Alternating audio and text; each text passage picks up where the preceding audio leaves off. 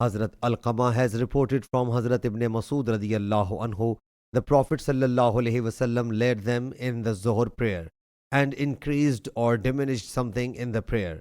Mansoor says, I don't know whether Ibrahim or Alqama experienced this doubt.